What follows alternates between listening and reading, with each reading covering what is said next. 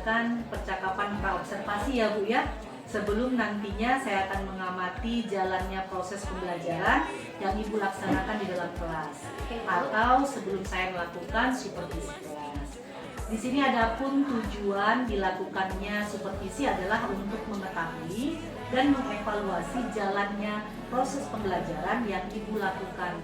Dan mengapa hari ini kita melakukan percakapan praobservasi adalah sebagai persiapan awal sebelum nantinya Ibu akan melakukan kegiatan pembelajaran agar lebih siap, lebih percaya diri sehingga memberikan pembelajaran yang terbaik kepada murid. Di sini ada beberapa pertanyaan Ibu yang akan saya sampaikan kepada Ibu. Yang pertama yang berkaitan dengan tujuan. Nah, kira-kira apa ya tujuan pembelajaran yang ingin Ibu capai pada pembelajaran ini? Terima kasih Bu. Nanti melalui percobaan ataupun praktikum peserta didik dapat menjelaskan proses metabolisme sebagai reaksi enzimatis dalam makhluk hidup dan menyusun laporan hasil percobaan tentang mekanisme kerja enzim serta memiliki sifat yang mandiri, jujur, dan disiplin. Oke, baik. Nah, apa saja area pengembangan yang ingin Ibu capai dan ingin Ibu lakukan nanti pada saat observasi? Yang pertama Bu, saya memberikan penjelasan yang mudah sesuai dengan pemahaman awal peserta didik. Kemudian Bu, saya memberikan contoh yang kontekstual dan relevan, serta yang kemudian saya menyampaikan penjelasan secara terstruktur dan logis seperti itu Bu. Oke. Untuk area pengembangan yang ingin Ibu capai di sini ada 3 aspek ya. Iya. Oke. Nah, yang ingin saya dengar dari Ibu bagaimana rancangan pembelajaran yang ingin Ibu terapkan di dalam kelas. Mungkin dari segi strateginya seperti apa, kemudian model pembelajarannya apa, ataupun dari metode pembelajarannya. Baik Bu, untuk strategi Bu, saya menggunakan itu pembelajaran diferensiasi berdasarkan profil belajar siswa. Kemudian saya akan melakukan pembagian kelompok sesuai dengan kemampuan keterampilan siswanya. Dan kemudian model yang saya gunakan yaitu model pembelajaran Discovery Learning Experiment. Kemudian untuk metodenya saya menggunakan demonstrasi, diskusi kelompok, tanya jawab, dan juga penugasan. Oke, baik. Bagaimana dengan media pembelajaran yang akan Ibu pergunakan nanti di dalam kelas? Media pembelajaran yang saya gunakan itu dengan menggunakan video pembelajaran tentang panduan pelaksanaan praktikum enzim katalase. Kemudian ada LKPD Bu, yaitu lembar kerja praktikum. Selain itu nanti ada PowerPoint dengan menggunakan laptop. Oke. Nah, kira-kira kapan nih akan Ibu lakukan kegiatan pembelajaran tersebut? Hari apa, di kelas berapa, dan jam keberapa itu? Insya Allah Bu, hari Senin tanggal 30 September 2024 di jam ke-1 atau kedua dan kedua di kelas 12 MIA 4. Oke, baik Ibu. Saya akan datang ke kelas Ibu. Saya akan melakukan supervisi kelas. Saya akan melihat dan juga mencatat hal-hal apa saja yang terjadi di dalam kelas ini nanti ya. Nah, setelah Ibu melakukan kegiatan observasi atau pembelajaran di dalam kelas, kita akan adakan percakapan yang terakhir ya Ibu, yaitu percakapan pasca observasi. Nah, sebelum kita akhiri, kira-kira apa yang Ibu dapatkan dari hasil percakapan kita hari ini? Saya memiliki gambaran dari percakapan yang kita lakukan hari ini, yaitu bagaimana rancangan pembelajaran yang akan saya lakukan nanti dan persiapan apa saja yang akan saya lakukan nanti. Oke, baik Ibu. Nah, di sini indikator keberhasilannya seperti apa yang Ibu harapkan? Sesuai dengan tujuan pembelajaran yang ingin saya capai Bu. Oke, baik. Terima kasih Ibu ya atas waktunya dan sudah bersedia berbincang-bincang dengan saya di percakapan praobservasi ini. Sampai bertemu di kegiatan observasi di hari Senin depan ya Ibu ya. Oke, terima kasih Ibu. Terima kasih. Waalaikumsalam Ibu. Waalaikumsalam warahmatullahi wabarakatuh. Selamat pagi. Pagi Ibu. Sebelum kita pembelajaran hari ini, sebaiknya kita Sebelum mulai pelajaran, ada yang jawab baru mulai.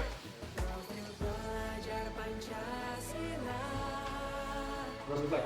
Oke. Siap kak? Para ibu dan beri salam.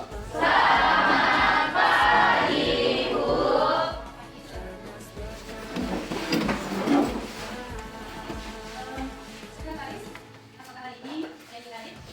Halo. Adil ya, Bisa? Adil. Adil. Adil? Dari mana ini sekretaris? Dari mana? Ahmad. Andi Maulana. Alif. Dito. Dava. Deborah. Esri. Eviana. Elvita, Meru, Laila, Nirmawati, Mamarita, Najwa, Nela, Nirmala, Sultan, Hanifa, Ilahi, Sakrita, Salia, Rahmada, Sonda, Safiati, Ida, Yasin, Ragasi, Dara, Dita, Ada. Ya, sebelum kita mulai pembelajaran, apabila ada sampah di samping kiri kanan dilihat, silakan ditulis ya. Sudah? Ya ada? Oke. Sebelum kita melanjut pelajaran, akhirnya Ibu tanya kembali pelajaran yang minggu. Nah, kita sedang mempelajari tentang metabolisme. Masih ingat pengertian metabolisme? Masih. Ya, silakan jawab satu orang. Metabolisme, tunjuk tangan. Ya, silakan kalau program apa? Silakan siapa bisa ingat, silakan. Semua reaksi kimia yang terjadi dalam tubuh makhluk hidup. Ya. Semua reaksi kimia yang terjadi di dalam tubuh makhluk hidup dan berarti memerlukan enzim. Mengapa metabolisme memerlukan enzim? Ya, Bang. Bagi organisme berjalan reaksi yang diinginkan karena reaksinya membutuhkan energi dan tidak bisa dilakukan. Oke, ya artinya ya itu bisa mengkatalisis ya. Nah, lengkap jawabannya. Nah, jenis-jenis enzim apa yang masih kalian ingat? Enzim apa saja ya? Enzim? Misalnya di mulut, enzim apa?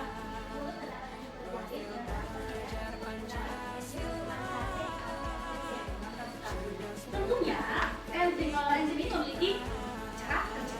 Bagaimana cara kerjanya? Ada berapa cara kerjanya? Ada? Dua. Sebut, sebut. Silakan, sebut. Cara kerja. Lagi. Ya, coba kita lagi bersama. Dan industri. Oke, bagus. Nah, kalau tentu ya karena dia spesifik tadi pasti ada faktor-faktor yang mempengaruhi kerja enzim. Sebut faktor apa saja?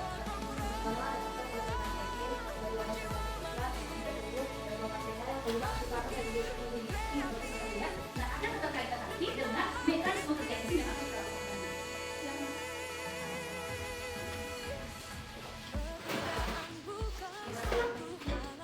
Nah, silakan kalau ya. Kita lanjut ya, oke siap? Nah, sebelum kita ke pembelajaran selanjutnya, otomatis kita harus tahu dulu nih tujuan pembelajaran kita pada hari ini. Apa tujuan pembelajarannya? Melalui praktikum nantinya atau percobaan yang anak-anak ibu lakukan tentang mekanisme kerja enzim, anak-anak ibu dapat menjelaskan proses metabolisme sebagai reaksi enzimatik dalam makhluk hidup. Kemudian dapat juga nanti menyusun laporan hasil praktikum. Ya, anak-anak itu memiliki sifat yang jujur, kemudian disiplin dan mandiri. Oke ya, bagaimana desain kegiatan pembelajaran kita pada hari ini? Yang jelas ya, beberapa hari yang lalu Ibu sudah memberikan asesmen diagnostik non kognitif melalui The Walk. Nah, semua setelah mengisi. Di sini, Ibu menggunakan nanti strateginya pembelajaran yang berdiferensiasi, yaitu dengan keterampilan kalian atau daya belajar kalian. Yang mana terdapat 3 daya belajar tadi, yaitu daya belajar yang visual, auditori, dan kinestetik. Nah, untuk dapat berdasarkan yang Ibu bentuk, sudah? Nah, berarti 4 kelompok ini nantinya ada yang daya belajar visual, ada yang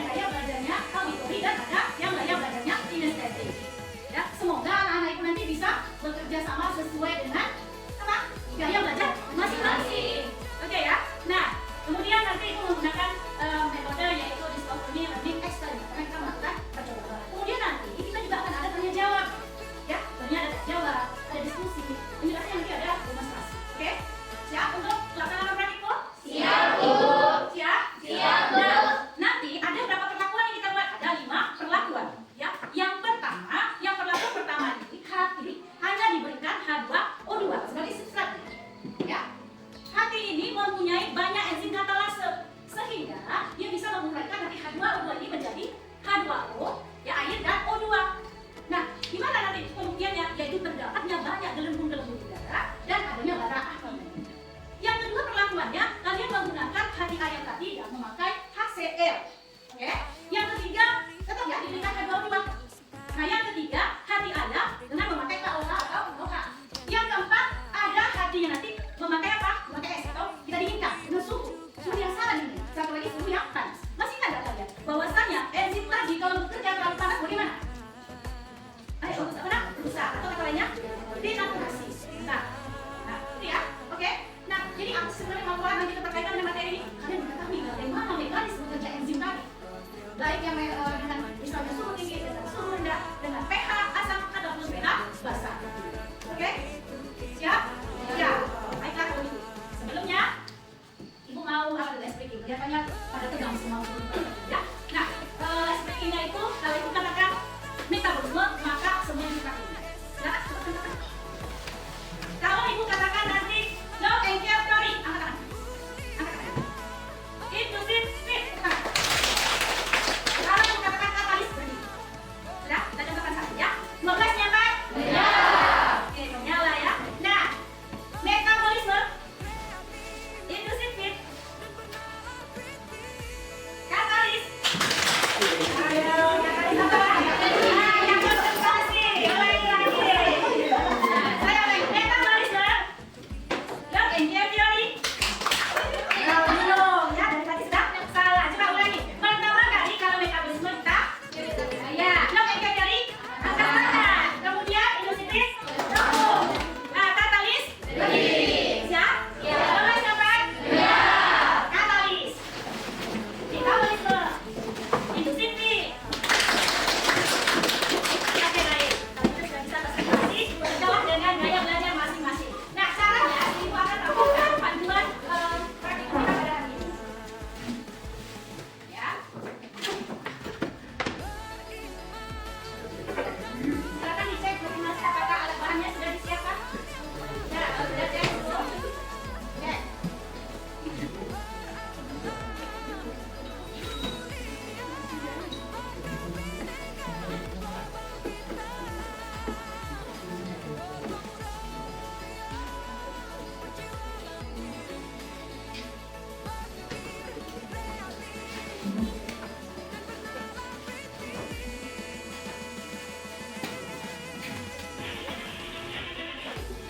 Kelas kimia, tes, banyak, mari kita simak video kali ini. Nah, pertama-tama adalah alat dan bahan. Pertama ada lidi, lalu es batu, pipet tetes, hati ayam, lalu gelas kimia, penanggas dan juga kaki 3,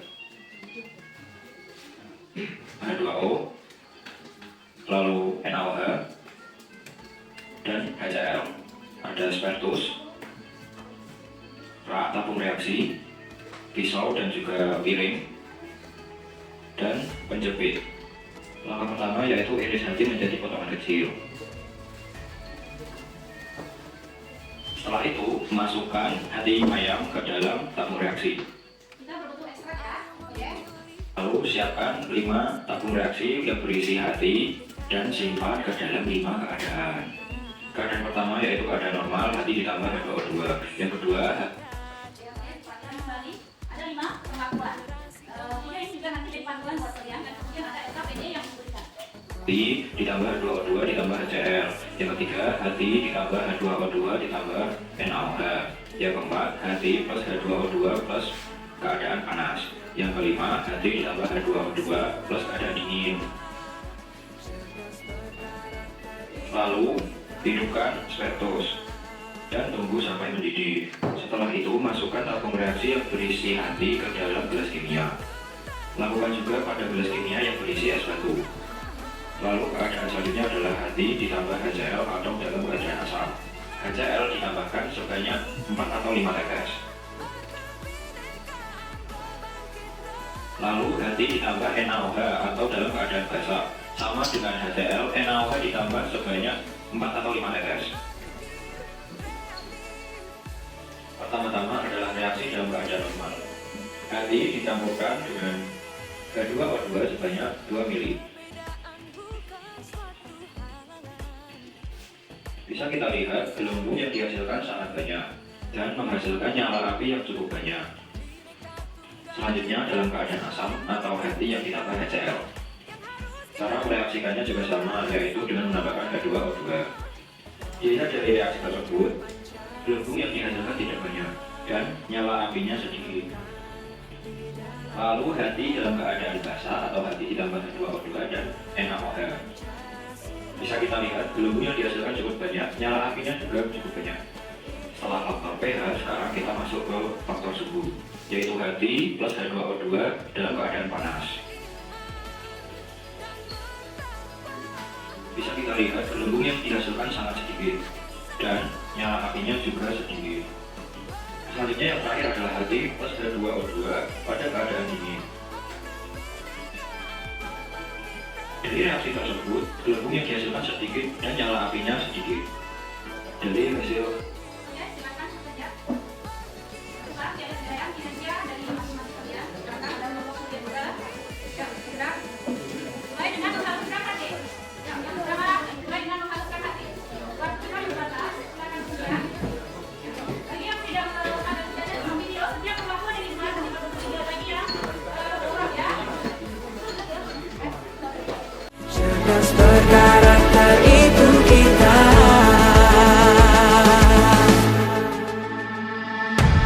Beriman dan bertakwa pada Tuhan yang Maha Esa. Berakhlak mulia, berkebinekaan global kita. Gotong royong, berjiwa mandiri, berpikir kreatif dan bernalar kritis.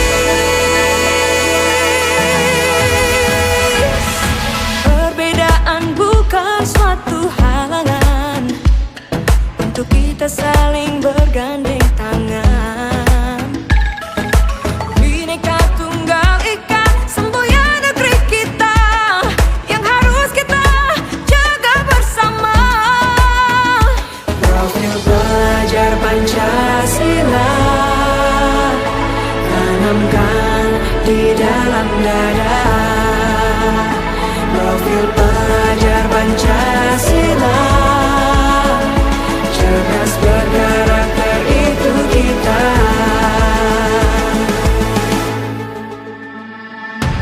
Beriman dan bertakwa pada Tuhan yang Maha Esa. Berakhlak mulia, berkebinekaan global kita.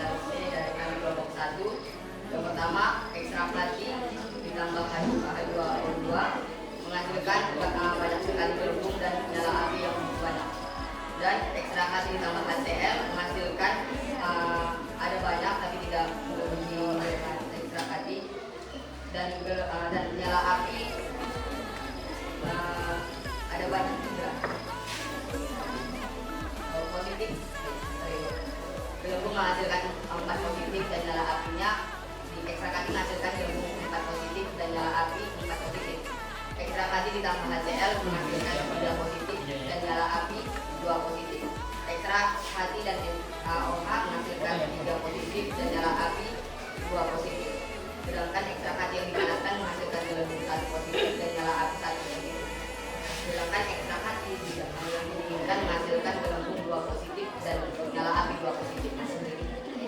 Demikian hasil laporan kami. Sekian dan terima kasih. Nomor 2 silakan.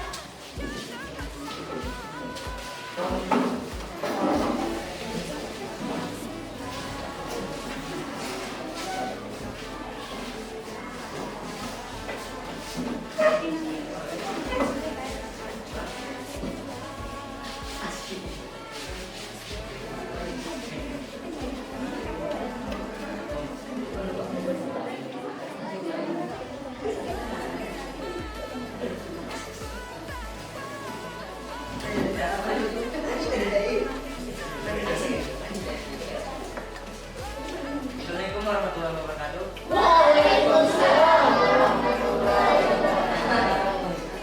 Kami dari kelompok 2 akan mempresentasikan visi dari kelompok kami.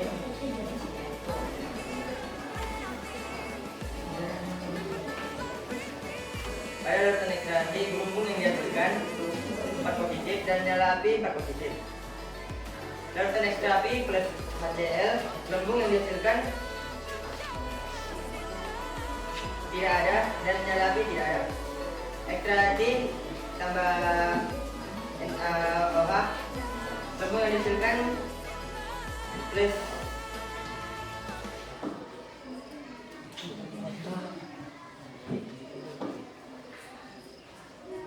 ekstra hati plus NaOH, gelembung yang dihasilkan adalah 3 positif dan nyala api tidak ada.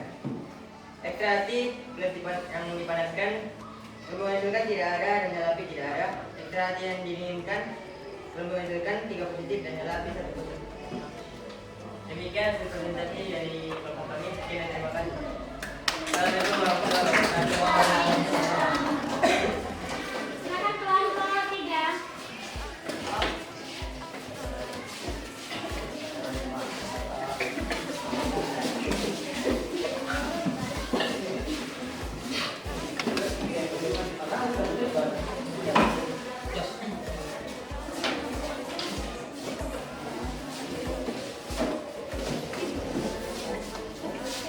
Kelompok 3 segera. Waktu, Mas.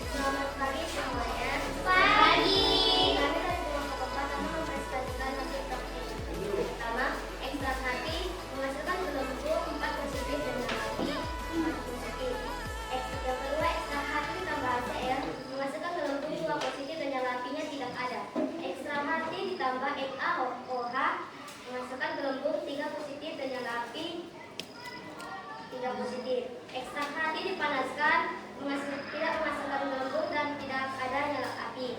Yang kelima, ekstrak hati didinginkan, menghasilkan sedikit gelembung dan tidak ada nyala api. Sekian dari kelompok kami.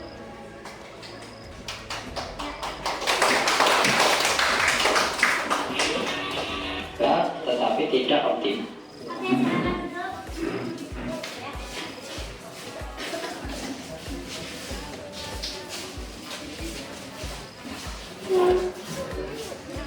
Udah? Nomor ya, Pak? Kak Natalis. Udah, hafalkan ya. Ya, metabolisme. Indosipin. Dari hasil kelompok yang tadi ada 4 kelompok, yang mana rata-rata mirip semuanya ya. Yang pertama yaitu hati ditambahkan H2O2, semuanya ibu dengar tadi memiliki gelembung yang sangat banyak. Dan bara api yang juga positif 4 ya. Menyala semuanya tadi? Ya. Nah, kalau yang HCl ada kelompok yang sama sekali tadi tidak bereaksi ya. Nah, ada kelompok yang positif 1, ada yang positif 2 ya. Nah, kemudian kalau KOH rata-rata tadi semuanya bereaksi, hanya saja ada yang sedikit gelembungnya, ada yang agak banyak, tapi tidak ada yang sangat banyak. Begitu juga tadi dengan dipanaskan. Kelompok 2 tadi sama sekali tidak bereaksi, tetapi kelompok 1 tadi ada reaksinya? Ada, oke? Jadi anak-anak ibu paham ya, bahwasanya ada faktor-faktor yang mempengaruhi kerja enzim. Yang kita bahas hari ini adalah mengenai pH dan suhu, yaitu pH basah dan asam, suhu panas dan dingin. Oke, kemudian di LKPD ada tugas untuk berikutnya. Silakan dibalik ya. Lihat LKPD-nya, sudah? Nah, baiklah anak ibu sekalian, demikianlah hari ini pertemuan kita. Semoga bermanfaat untuk anak ibu semua. Assalamualaikum warahmatullahi wabarakatuh. Assalamualaikum Ibu. Waalaikumsalam, Bu. Selamat siang Ibu. Siang, Bu. Bagaimana Ibu hasil dari observasi kita? Apakah masih deg-degan atau bagaimana Ibu? Oke, ya. Saya awalnya merasa tegang, Bu. Alhamdulillah berjalan dengan baik. Iya, oke lah Ibu. Jadi pada saat pasca observasi ini saya akan memberikan pertanyaan-pertanyaan kepada Ibu terkait dengan jalannya proses observasi kelas yang sudah Ibu lakukan dengan tujuan untuk mengevaluasi sejauh mana proses pembelajaran yang sudah tepat yang Ibu lakukan. Nah, untuk pertanyaan yang pertama, gimana sih perasaan Ibu terkait dengan berjalannya kegiatan observasi kelas yang sudah berlangsung, Bu? Alhamdulillah, Bu, berjalan dengan baik, tapi Bu awalnya saya merasa sedikit tegang, Bu. Tapi alhamdulillah ya sudah selesai dengan baik ya Bu, dengan lancar ya. Alhamdulillah ya Bu, baik.